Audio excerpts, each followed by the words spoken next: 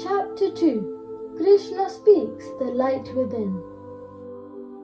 Krishna saw his friend in pain, with teary eyes and heart in strain.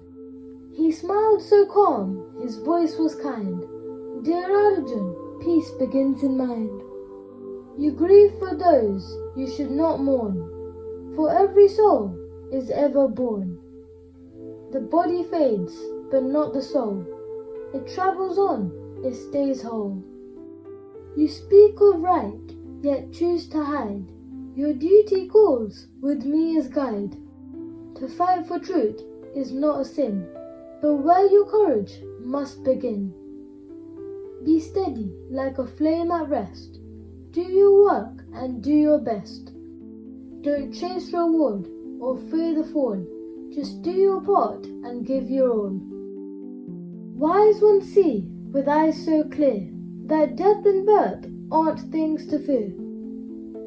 What comes will go, what goes will come. So stand with strength, be not undone. Arjun looked up through his tears and felt a shift beyond his fears.